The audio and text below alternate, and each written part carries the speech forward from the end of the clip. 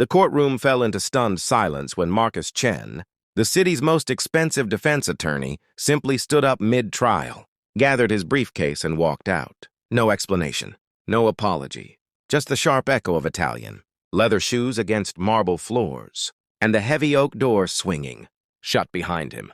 The millionaire defendant, Richard Thornwood III, sat frozen at the plaintiff's table, his face draining of color. The prosecutor smirked.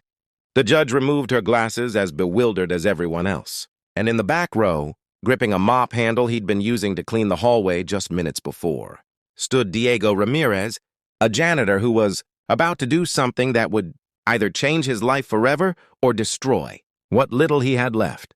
Diego had been invisible in that courthouse for 3 years. Every judge, every lawyer, every defendant who passed him saw only the uniform, the cleaning cart, the quiet man who made their world spotless while remaining beneath their notice.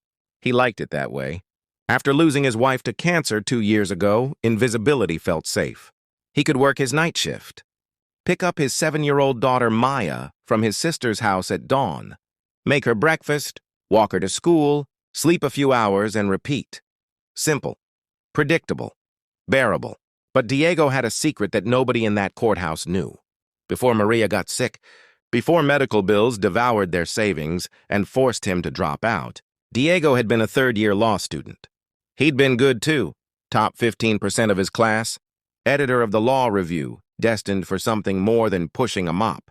But life had other plans, and Diego had learned that loving his daughter meant accepting whatever path kept her fed, clothed, and safe. He'd been cleaning the courtroom annex when he overheard Marcus Chen on his phone in the bathroom, voice dripping with contempt.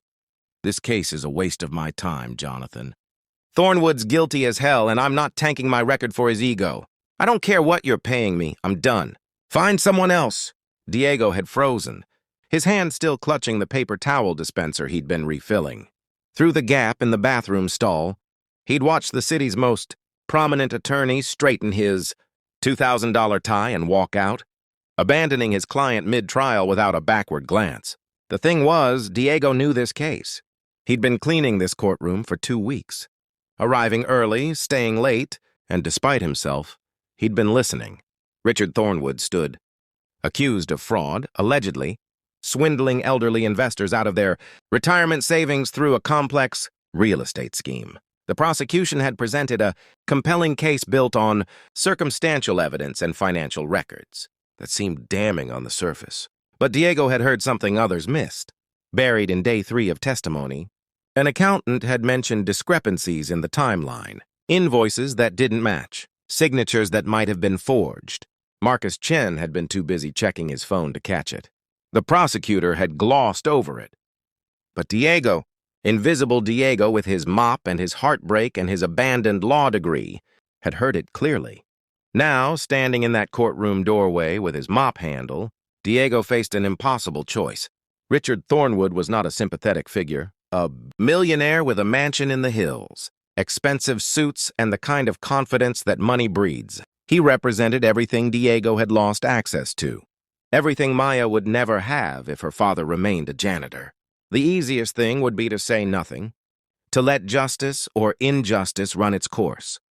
But Diego thought of Maya, how she'd looked at him that morning and said, "Daddy, my teacher says we should always help people when they need it, even if it's hard."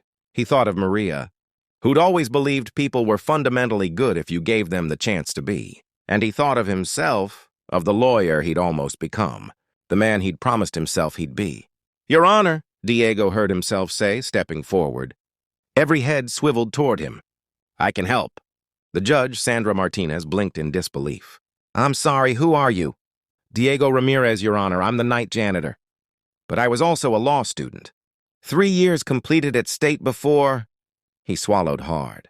"Before life happened. I've been in this courtroom every day of this trial. I know the case. And with respect, Mr. Thornwood deserves representation."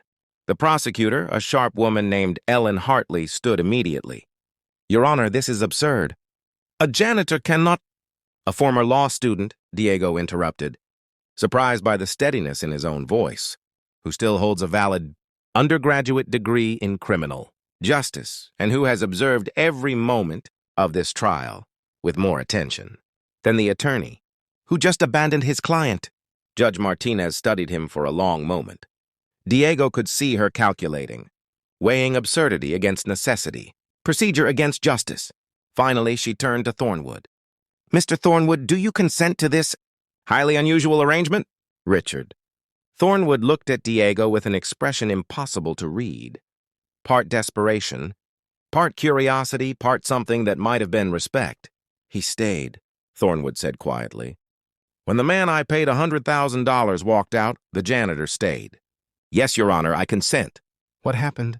Over the next 3 days became the kind of courtroom legend that lawyers would discuss for years. Diego, working on 4 hours of sleep and fueled by gas station coffee, cross-examined witnesses with a precision that shocked everyone. He requested financial records be re-examined, caught the accountant in 3 separate inconsistencies, and discovered what Marcus Chen had been too arrogant to find. Richard Thornwood had been framed by his own business partner, who'd systematically falsified documents and forged Thornwood's signature on fraudulent contracts. But the real turning point came when Diego called Thornwood himself to the stand. Instead of the defensive, entitled testimony everyone expected, Diego asked questions that revealed the human beneath the millionaire facade. Thornwood spoke haltingly about his immigrant parents, his father's janitorial work that had paid for his education, his mother's death from preventable illness because they couldn't afford proper health care. He talked about building his company with the promise to himself that he'd never forget where he came from, that he'd never cheat people the way his family had been cheated. "Mr. Thornwood," Diego asked softly, "why didn't you tell your previous attorney any of this?" Thornwood's voice cracked. "Because Marcus Chen never asked. Because to him I was just a paycheck. But you," he looked directly at Diego, "you saw me. Despite everything, despite the suit, the money, the differences between us, you saw a person who needed help." The jury deliberated for 4 hours.